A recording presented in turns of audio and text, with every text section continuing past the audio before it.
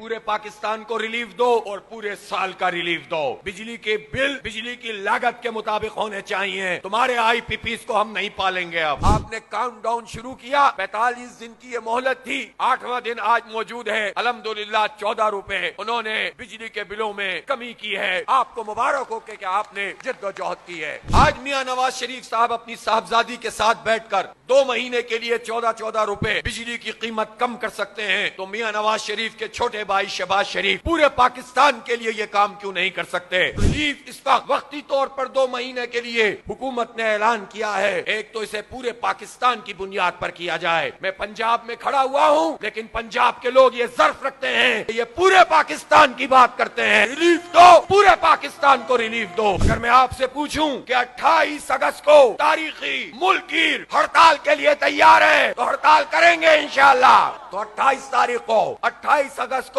इंशाअल्लाह मुल्कगीर हड़ताल होगी। अपना गुस्सा इस अवामी पुरअमन जिद्दोजहद के जरिए से पूरी कौम के सामने लाएंगे। ताजिरों ने जो ऐलान किया है उसकी हिमायत करता हूँ। जमात इस्लामी भी उसी तारीख का ऐलान कर रही है, ताकि कोई कंफ्यूजन ना हो, कोई हमें लड़ाने की कोशिश ना करे। 37 दिन में अगर इन्होंने मुआहदे के मुताबिक ये सारे काम नहीं किए, लॉन्ग मार्च का आगाज होगा। कौन है जो इस मसले पर बात कर रहा था? किसी पार्टी का ये एजेंडा था, किसी हुकूमती पार्टी और किसी अपोजिशन पार्टी का, कि बिजली के बिलों पर एहतजाज किया जाए, IPPs को बेनकाब किया जाए। मैं तमाम जमातों के सियासी वर्करों से खास तौर पर कहना चाहता हूँ, पार्टियों की लीडरशिप जो भी फैसले करती हो, बिजली का बिल तो पीपल्स पार्टी के कारकुन के घर भी आता है, बिजली का बिल तो नून लीग वाले के घर भी आता है, बिजली का बिल तो PTI वाले के घर भी आता है। जब नौजवान अपनी मोटरसाइकिल में पेट्रोल डलवाता है, तो उसकी तकलीफ का अंदाजा हर पार्टी से ताल्लुक रखने वाले गरीब और मिडिल क्लास के आदमी को होता है। तनख्वाहदार तबका तो किसी भी पार्टी से ताल्लुक रख सकता है। लिहाजा इन तमाम जमातों के कारकुनों से मैं ये अपील करता हूँ कि जमात इस्लामी की